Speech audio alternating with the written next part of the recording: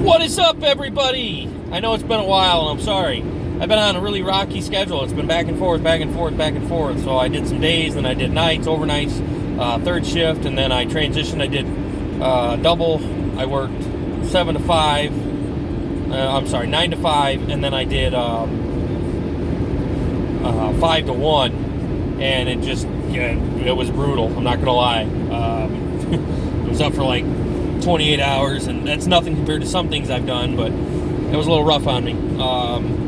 Anyways, so, one of my previous videos, I kind of downplayed this whole virus thing a little bit, and I'll admit it when I'm wrong. I was wrong.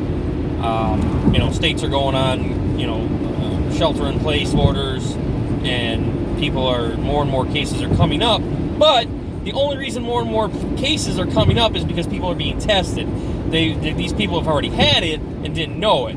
So there's no need to freak out because you're like, you hear, oh my God, there's 2,800 cases in the state of Illinois, and there's 3,000 of them are new. That's going to happen because people are finally starting to get tested, which is good. So don't freak out when you start seeing that number grow, because it's just the fact of the matter is that people are starting to get tested. That number is going to grow because there's people walking around with it right now that aren't showing any signs of symptoms but have it. But there's really no reason to freak out. If you do what you're supposed to, and if the state you live in has a shelter-in-place order, listen. If you've been deemed an essential job, then go to work. But honestly, my opinion, and I know it's like a-holes, everyone has one and they all stink, right? My opinion on it is there's factories that are allowing people to work that have been deemed necessary, that essential employers that have hundreds of workers in factories working 3-4 feet away from each other, and all those people are still going to work because they've been deemed essential. But yet they don't want people gathering in groups of more than 10 when you've got hundreds of people working in factories. It doesn't make any sense. That's just my opinion. Take it for what it's worth. I don't agree with it. I think it's stupid.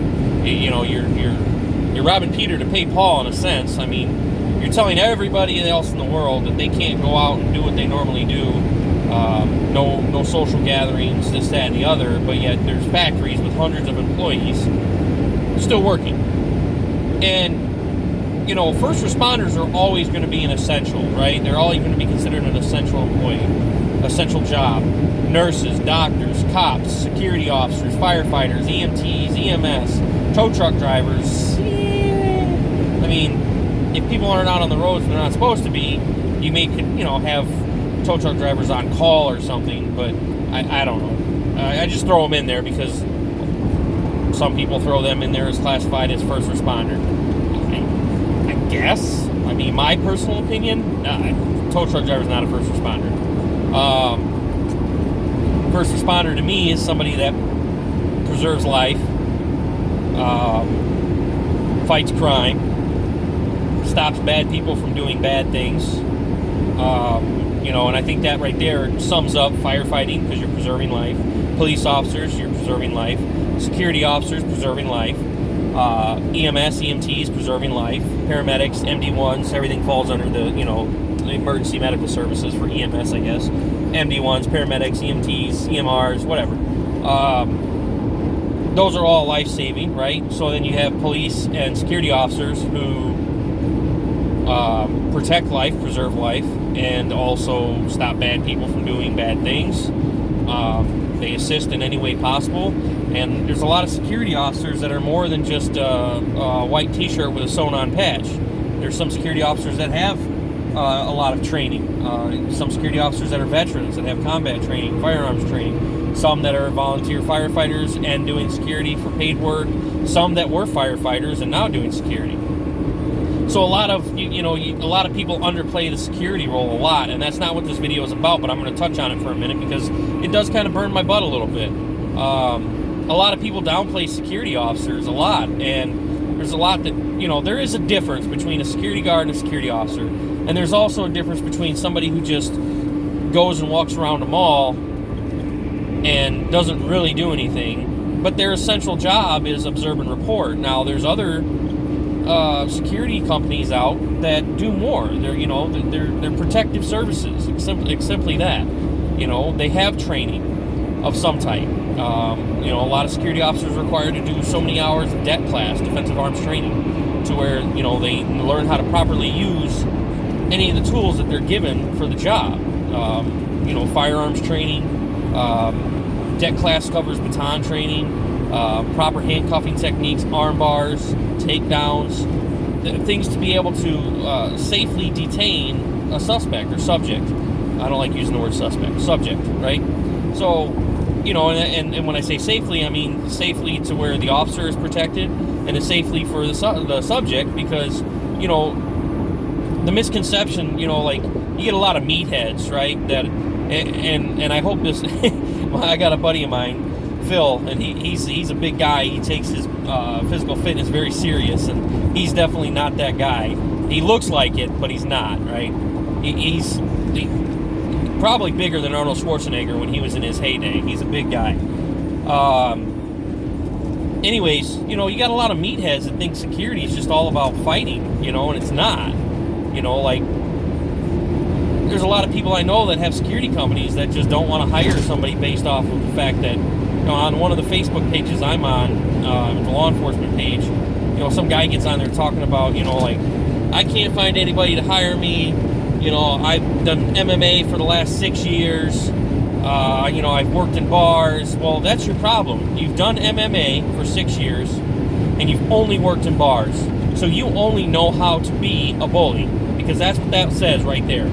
You know how to fight, which is good and bad, okay? But you've only worked in bars. So you've only dealt with drunk people, and chances are, very good chances are, you're a bully. And that's why you've only worked in bars. And that's why you're having a hard time finding a job in law enforcement or in a real security job. Now, I'm not saying bouncers aren't real security jobs, but that's not what people look for when they go to hire somebody for security. Because, you get the bully mentality. Oh, well, you work security in a bar and you've done MMA for 6 years, so, you know how to fight, which is a good thing, not always bad. But you've only worked in a bar. So you don't know how to properly de-escalate situations. You don't know how to properly follow the laws. Some security officers, they go just like police officers, right? They have to follow the rules and the laws of everybody else in the community, but then they have their own set of department or company rules that they have to follow as well. And that's the biggest misconception. And, I used to be that knucklehead kid back in the day. Oh, that's just a security guard. They can't do anything. Well, I was very well misinformed, being in my adult life now, I totally understand things on a different perspective.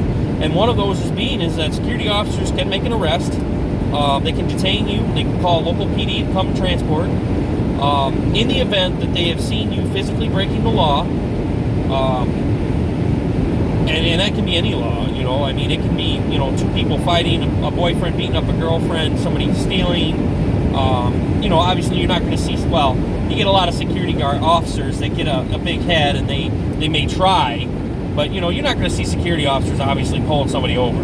But if they're on a security detail somewhere and they see something happen, then yeah, absolutely, they can detain you. They can make an arrest, and they can call local PD, and local PD can come, and you got to be extremely clear with what happened, and you have to be able to. If you had to use any force, any type of force, you have to be able to articulate it that it was absolutely necessary. If you have to use necessary force to detain somebody, it has to be articulated to where it was absolutely necessary. Otherwise, you yourself as a security guard or security officer, you can be arrested just like the person you arrested, because if you can't articulate it to where it was absolutely necessary to use necessary force, then you're screwed, and that's just how it is. So, if you work in the security field and you're watching this video now, and you walk around with your chest puffed out because you got a little badge and a set of handcuffs, you need to get your mind right. And if your company doesn't offer proper training, then you need to do it on your own, and you need to get up to date on everything on how to handle situations. Simple as that. I know I said this isn't what the video is about, but I'm kind of just, it is now, because there's a lot of people that do a lot of stupid things. There's a company in Rockford, close to where I live, and I'm not going to name the company, but They're a private security firm, and they have armed and unarmed accounts, armed and unarmed officers. And a few years ago, they patrol the housing projects, the PJs. And a few years ago, they had, and this is just a quick synopsis of what happened. It's not, word for word verbatim out of the reports, but they basically had a lead on a suspect, and they ended up discharging their weapons. Well, guess what? Local PD showed up. It was deemed a bad shoot, which means those two officers are now sitting in jail because of what happened. And that's why it's so important to make sure you know what you're doing. And this certain company used to hype up their guys to make them feel like they were powerful, more powerful than they were. They would hype their guys up, make them feel like they were full-blown sworn-in officers, law enforcement, and they weren't. Did they look the part? Absolutely. A lot of security companies do, because they want that professional look. But you got to be smart about it. Just because your boss is pumping your head full of BS, making you feel like you're a police officer, you're not. At the end of the day, you are a security officer. You have two sets of rules to follow, just like police officers. And you need to remember that on a daily basis when you tag the clock. Because there are so many things that can get you in trouble, it's ridiculous. And you just got to be smart about it. So anyways, enough on that. This virus needs to be taken seriously. Everybody needs to listen to the shelter-in-place orders. It's as simple as that. Because this virus is not going to stop spreading until people stay away from everybody else. Now, obviously, if you live in a home with somebody, it's going to be tough. I have a friend of mine that works at an airport, and he told me that he's, basically his wife and kid is living with her mom right now, staying with her mom right now, because he doesn't want to chance it. Working at the airport, there's been a few possible cases of the virus at the airport, and he doesn't want to take it home, and I don't blame him. He's taking it home because he's, going home, but his wife and kid ain't there. Smart thinking, right? I, unfortunately, don't have that option.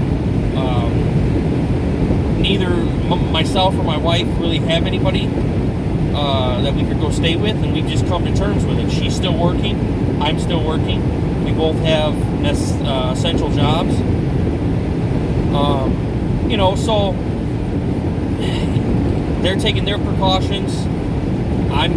There's really not much precaution I can take. Social distancing in my job field is not really, that probable. If I have to go, and handle something, I have to go and handle something. Do have a mask. Not stupid. I do take precautions as necessary. I keep gloves, lots of them, in my vehicle. I keep them in my bag. I've got a pouch on my duty belt. I got 3 pairs on the pouch. I've got 2 pairs in my pocket. I'm not stupid. I've got a good pair of work gloves, mechanic gloves. Just for the simple fact that I can get home at the end of the day, throw these in the wash, and I'm not wasting, $10 on a box of 50 gloves. That's 25 pairs, right?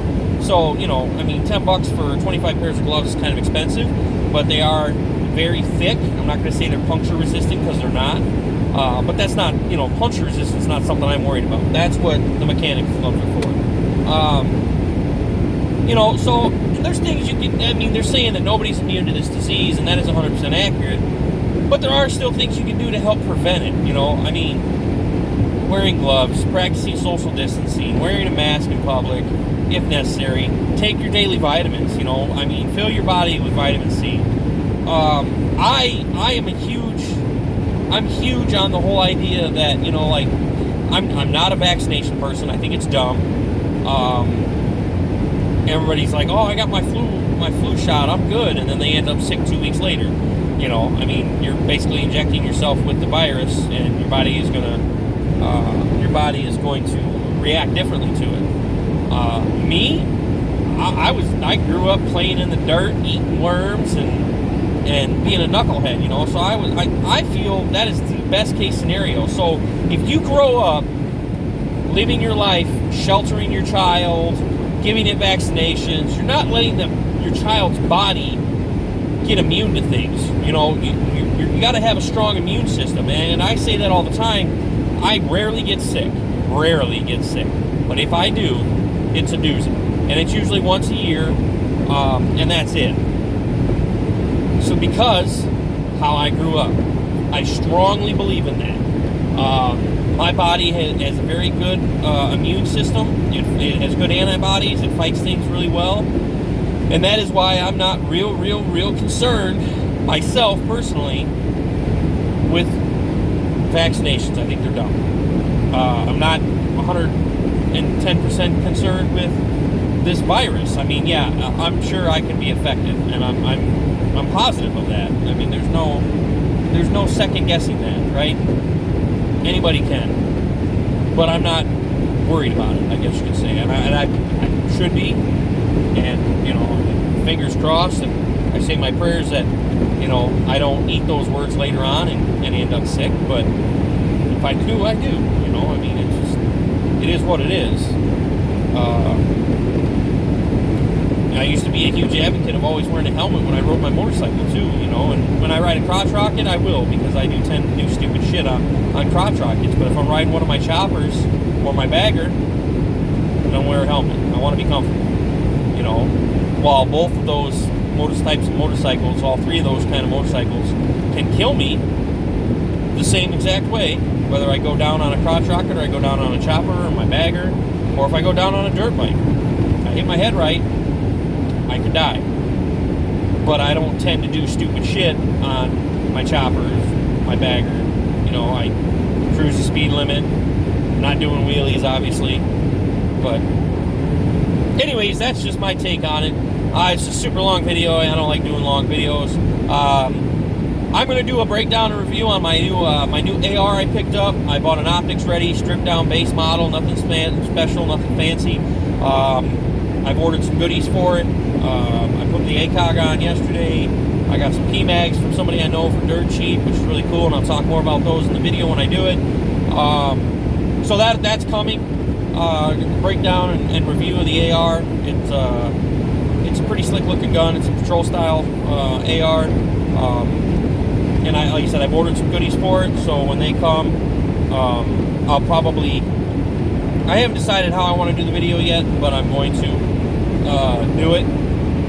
I'm either going to do it now, like today, without the goodies, or I'm going to wait, put all the goodies on, or talk about the goodies and then put them on, and then do another video, or I might just do like a breakdown video today. And I know there's thousands of them, but everybody puts their own twist on it, right? I might just do a breakdown video on it today, talk about the stuff I already have for it, and then as the new goodies come in, I'll touch on those. You know, I've ordered 45-degree co-witness mounts. I've got an ACOG on the top. I've got a set of M-bus flip-ups. I do have a micro red dot that I was debating on doing the micro red dot on the side and having it set for close quarters and having the ACOG set out for, you know, taking advantage of it. It's a 4x32, and I have a 3-time magnifier as well in front of it. So I was thinking ACOG and the 3-time magnifier on top, co-witness, micro red dot on the side with the 45 slant. And then I ordered a new trigger for it, different buttstock, different grip, barrel mount flashlight, because I do want to retain the patrol style weapon. I don't want to put a tack rail on it. I'm on the fence with that because I built an AR a few years ago, and well, I call it an AR, but I built an M&P 1522 for plinking, but I wanted it decked out, so that's what I did, and it looked cool. It had all kinds of cool shit on it, but it had a tack rail, and I wanted to stay away from that. This is a patrol rifle, and I wanted to keep it a patrol rifle. I don't need to look like I'm going to, to the sandbox and fighting insurgents with it, because I'm not going to be. And there's a lot of gun guys that are, that's what they're all about. Like, oh, I gotta replicate the M4 I had in the service, and it's like, there's no point. I mean, it just, there's literally no point. And if you work SWAT, I get it. That would be, a necessity maybe. But a basic flashlight and a laser and a good set of optics and maybe, a good set of backups, like the M-Bus or something, flip-ups. That's really all you need. I mean, I would focus more on the internals of the gun than accessories and furniture and things of that nature. But anyways, I'm going to kill the video out. That's where I'm at with it. I'm going to do an AR video later. We'll do some more talking about the AR. I'll do a breakdown video, and then as the new toys and goodies come for it, I'll touch on those as well. Everybody stay safe. Most of all, most important, stay healthy. Practice your social distancing. Do what you can. Do your part. Please, for the love of God, do your part to stop spreading this virus. Have a great day, guys. Stay safe, stay healthy. Catch you on the next one.